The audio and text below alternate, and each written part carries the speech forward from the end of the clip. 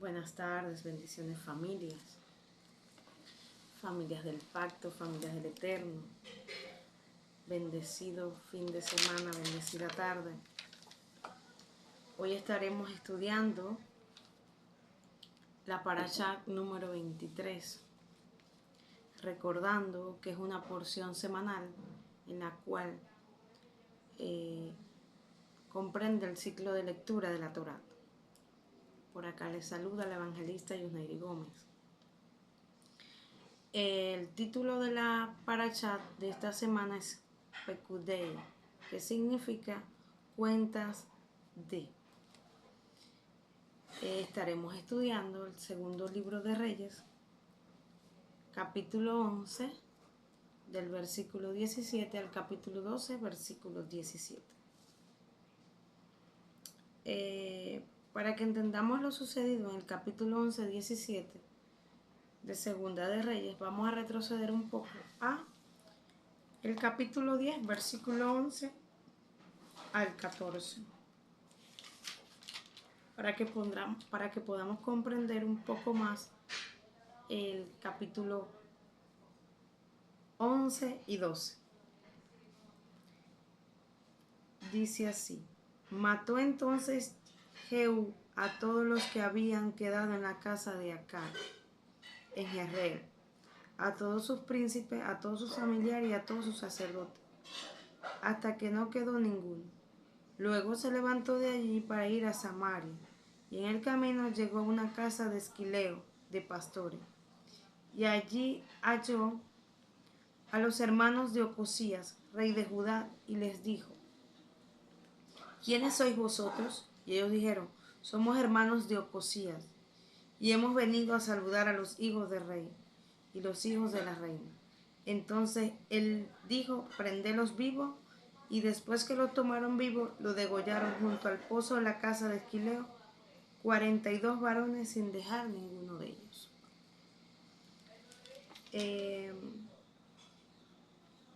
El capítulo 11 trata sobre Atalía cuando usurpa el trono.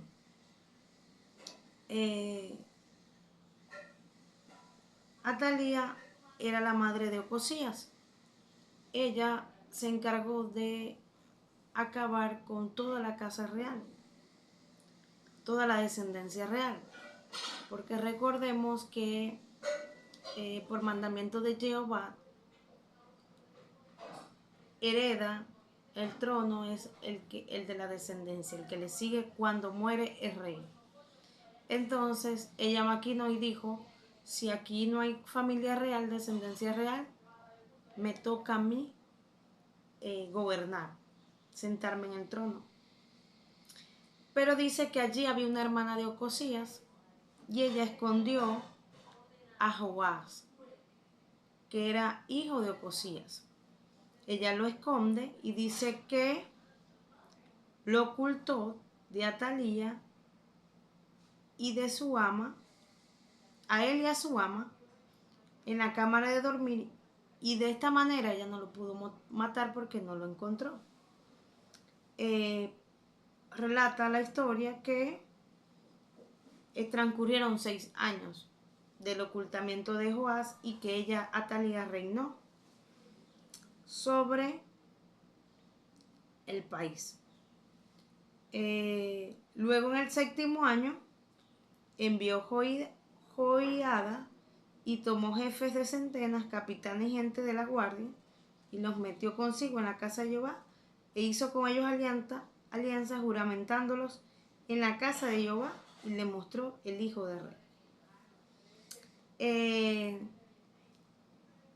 En este capítulo 11, ¿verdad? Antes de entrar al versículo 17, que es el que toca estudiar, les voy a hablar unas características que hizo el sacerdote Joiada, perdón.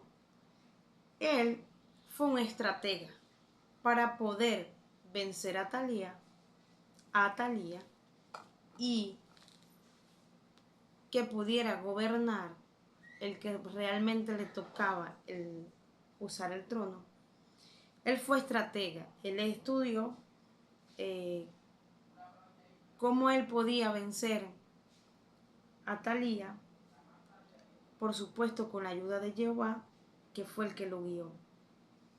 Dice que él puso guarda en la casa, puso jefes de centena e hicieron tal cual como él les guió a que hicieran.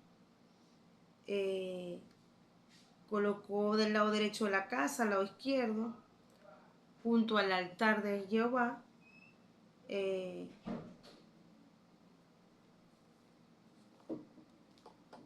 y después que él pudo vencer, armó todo esto para poder nombrar a Joás como rey.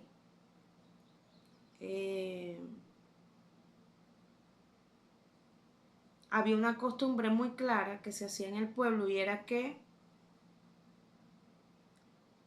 el rey junto a la columna, conforme a la costumbre, los príncipes y los trompeteros junto al rey. Todo el pueblo del país se regocijaba y tocaban las trompetas. Entonces Atalía, rasgando sus vestiduras, clamó a voz en cuello: traición, traición. Cuando ella vio todo este movimiento del pueblo, se dio cuenta que ya ella no iba a ser más la reina del pueblo.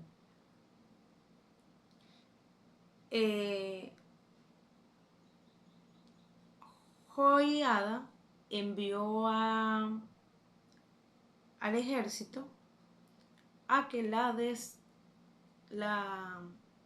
la sacara del templo, y al que le siguiera que lo matara a espada, porque el sacerdote dijo que no la matase en el templo de Jehová, ya que esto sería profanar el templo de Jehová. Entonces, en el versículo 17, después que Joiada hace todo esto, logra sacar a Atalía del templo, cumple el propósito de Jehová, hizo pacto entre Jehová y el rey y el pueblo, que serían pueblo de Jehová, y asimismo entre el rey y el pueblo.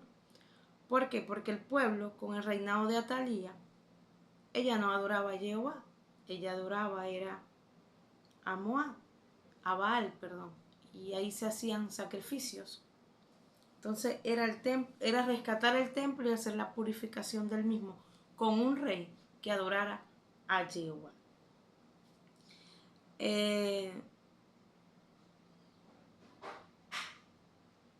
Dice que en el versículo 18 que todo el pueblo de la tierra entró al templo de Baal y lo derribaron. Asimismo, despedazaron enteramente sus altares y sus imágenes y mataron a Matán, sacerdote de Baal, delante de los altares. Y el sacerdote puso guarnición sobre la casa de Jehová. Es decir, ellos lograron sacar todo lo profano del altar que le correspondía adoración a Jehová.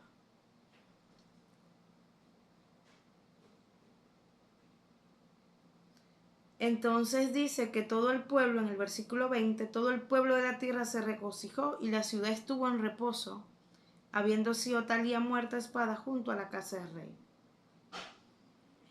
rey. El pueblo entra en reposo. ¿Por qué entra en paz y en reposo? Porque ya no se adoraba a Baal. Recordemos que cuando nosotros adoramos un Dios ajeno, que no es el Dios nuestro, que no es el Padre eterno, nosotros le abrimos puerta al enemigo. Y suceden muchas cosas. Reina la injusticia, reina el mal, no hay un corazón recto. Entonces, cuando se saca todo esto del templo, reina alguien justo, que es el que da las órdenes para que adoren al Eterno. La atmósfera cambia. En este caso, llegó a reinar Joás, que era de 7 años cuando comenzó su reinado, pero él reinó con guía de este sacerdote, Joiada. Él fue guiado, a pesar que era un niño, él fue guiado, y a pesar que era un niño, Él hizo todo lo recto delante del Señor, esos 40 años que él gobernó. Entonces vemos que en el capítulo 11 hay un rescate del templo, hay un rescate de la autoridad, de reinado, de gobierno. Se saca todo el mal a través de la guía del Ruach HaKodesh con el sacerdote Joadía, y el Señor guía y lleva a Joás a reinar, que era el que le correspondía el reinado. Se saca la usurpación, que era Atalía, y el pueblo vive reposado y en paz, descansó.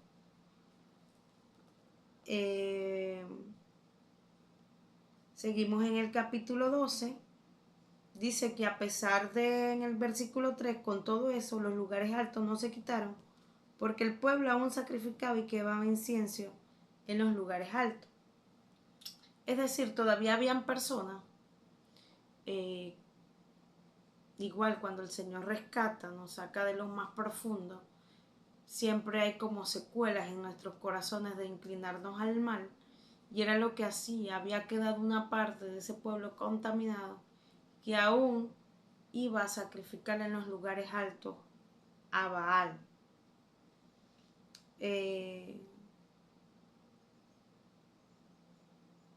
Entonces aquí explica que aún viendo el pueblo todo esto que había hecho Jehová, aún se iban a los lugares altos y a sacrificar y a quemar incienso en los lugares altos a Baal.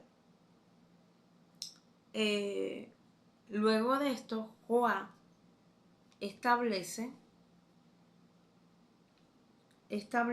que todo el dinero consagrado, en el versículo 4, que se suele traer a la casa de Jehová, el dinero de rescate de cada persona según está estipulado, y todo el dinero que cada uno de su propia voluntad trae a la casa de Jehová. Este dinero de rescate está estipulado en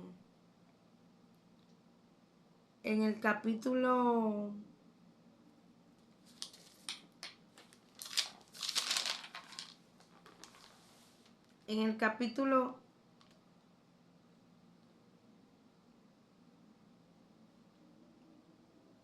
en Éxodo, 30, del 11 al 16. En el libro de Éxodo está el dinero que había darse por el rescate. El dinero era de medio ciclo, conforme al ciclo del santuario. El valor es de 20 geras. La mitad de un ciclo era la ofrenda de Jehová, es decir, que por ese rescate ellos iban a dar 10 geras. Y esto lo iban a utilizar para reparar los portillos del templo, donde quiera que habían sido grietas. Entonces, en este capítulo vemos que era la recuperación del templo. Obviamente era un templo sin mantenimiento, porque allí se practicaba toda inmundicia. Y Joás, al ver el estado crítico que estaba el templo, él decide que este dinero le ordena a los sacerdotes que fuese usado para la grieta. Más adelante, en el versículo 7, llama al rey Joá al sumo sacerdote Joiada, y a los sacerdotes les dijo: ¿por qué no reparáis las grietas del templo? Ahora pues no toméis más el dinero de vuestros familiares, sino dalos para reparar las grietas del templo. Es decir, si yo di una orden para reparar el templo, ¿por qué no se ha ejecutado? Entonces llegaron a un consenso todos los sacerdotes y no tocaron este dinero, sino que lo dejaron para reparar las grietas. El sacerdote Joiada tomó un arca e hizo un agujero y lo puso junto al altar a la mano derecha Así que se entra en el templo de Jehová, y los sacerdotes que guardaban la puerta ponían allí todo el dinero que se traía a la casa de Jehová. Luego el sacerdote, cuando veía que había mucho dinero en el arca, él contaba el dinero y lo guardaba. Este dinero fue usado para la obra que tenían a cargo de la casa de Jehová. Eran gastados, este dinero era en gastos de carpintería, de albañiles, de canteros, de comprar la materia prima para arreglar el templo. El dinero que se traía a la casa de Jehová no era usado para hacer tazas de plata, ni despabiladeras, ni jofainas, ni trompetas, ni ningún otro utensilio de oro ni de plata se hacía para el templo de Jehová. Porque el dinero era destinado exclusivamente para reparar el templo. El dinero por el pecado y por la culpa no se llevaba a la casa de Jehová porque era para los sacerdotes. Entonces, este dinero sí lo tomaban los sacerdotes como estaba estipulado en el libro de Levítico, capítulo 7, versículo 7. Como el sacrificio por el pecado, así es el sacrificio por la culpa. Una misma ley tendrán, será el sacerdote que hiciera la expiación con ella. Es decir, el sacerdote que agarraba ese dinero, que hacía la expiación, era el que tenía que tomar el dinero por el pecado y la culpa. Era el único dinero que podía tomar el sacerdote, ya que el otro dinero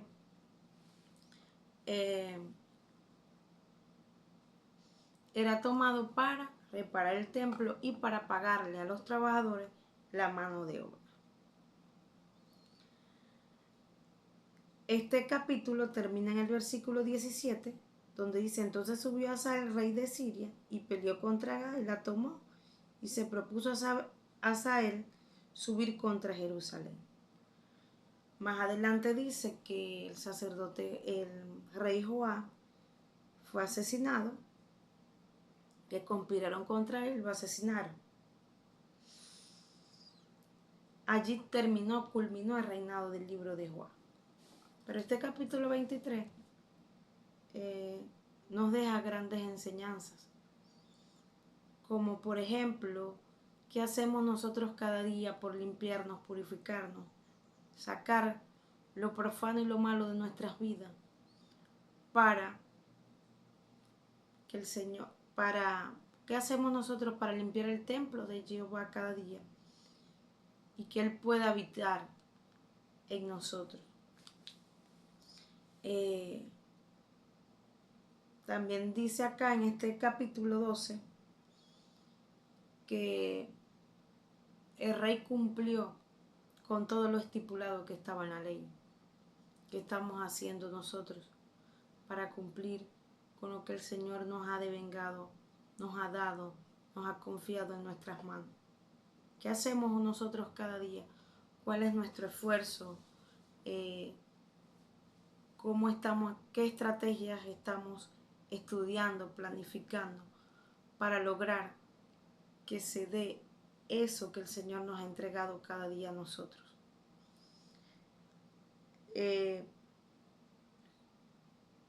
¿Cómo este rey Joab se preocupó porque el templo de Jehová fuera reparado? ¿Qué estamos haciendo nosotros por reparar este templo, que es nuestro cuerpo y morada del Señor, para que el Señor habite cada día en nosotros, su santo Ruach HaKodesh?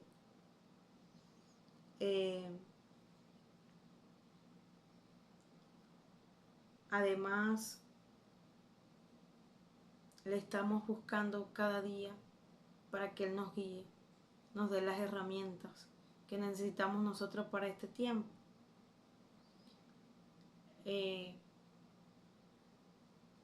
La pregunta es, tenemos que analizar todo lo que nosotros hacemos cada día, y si todavía aún viendo la gloria y la maravilla de Él, estamos yendo a los montes altos a quemar incienso y a hacer sacrificio a otros dioses.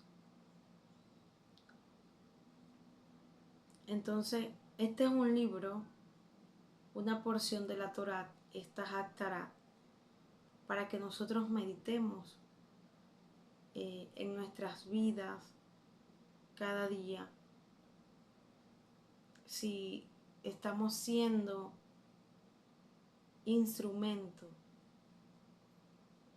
el diseño, para que el diseño del Eterno en estos tiempos se haga, lo cumplamos con nuestra familia, con nuestros amigos, con el entorno, en el trabajo, en donde estamos.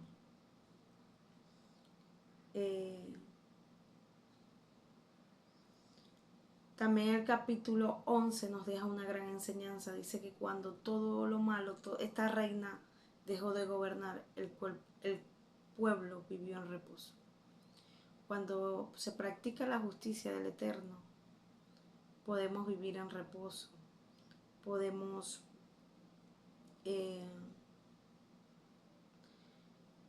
vivir en paz, en regocijo. Aún tengamos dificultades diarias, podemos estar en paz en medio de la tormenta.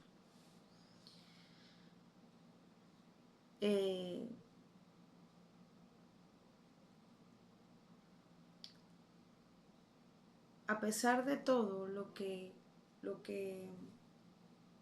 este rey hizo, también experimentó la traición. Dice que conspiraron y lo asesinaron.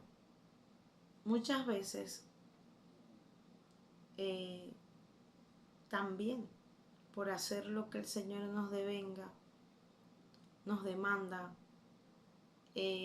vamos a tener muchos enemigos y quizá vamos a morir a espada. Pero aún así, Él murió haciendo la voluntad del Señor. Y qué bonito que con solo 7 años, que era un niño, y tuvo la guía de un sacerdote y escuchó todos los consejos que éste le daba, tuvo un reinado exitoso de 40 años.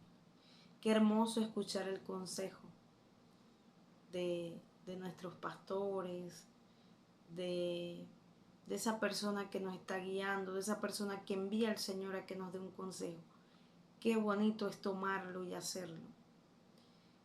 Qué bonito es tomar el consejo del que tenga el Ruach HaKodesh, del que tenga el Santo Espíritu.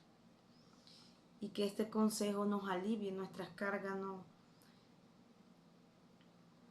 nos lleve y al lugar correcto, en la línea correcta. Qué gran bendición. Me regocijo una vez más en el Eterno por haber permitido este estudio de la Parashá número 23 y que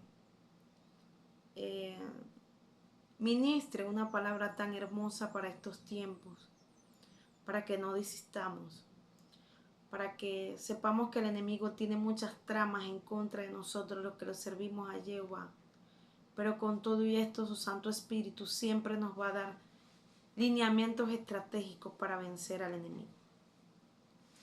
Y lo bonito de todo esto es siempre mantener la comunión, porque el Señor, por medio de su palabra, todos los días nos habla y nos hace entender principios donde tenemos que caminar. Nos da orientaciones claras y precisas para el cumplimiento de las profecías en este tiempo y el papel que nosotros jugamos en este tiempo como siervos de Él. Cada oración que nosotros hagamos no está en vano. Cada oración siempre va a ser escuchada por el Eterno. Cada oración siempre va a cumplir su propósito, porque dice que su palabra no va vacía y hace lo que tiene que hacer, según el propósito que Él tenga. Y esto es lo bonito y lo maravilloso de meditar todos los días en su santa palabra. Que nos depuremos cada día, que limpiemos nuestro templo de todas las cosas inmundas, impuras, de esos pensamientos malos, de esas cosas que nos hacen, que no es fácil, pero el perdón siempre está y debemos practicarlo, ponerlo en práctica, y ese perdón libra nuestros corazones. Entonces en esta hora oremos al Padre dándole gracias por esta hermosa palabra. Señor Yeshua, en esta hora te damos gracias por la administración de esta palabra. Te damos gracias por cada corazón que nos escucha, cada corazón que necesita de cada estudio que se hace semanal a través de Familias del Pacto. Te damos gracias porque sabemos que esta palabra va a los corazones y no va a regresar vacía.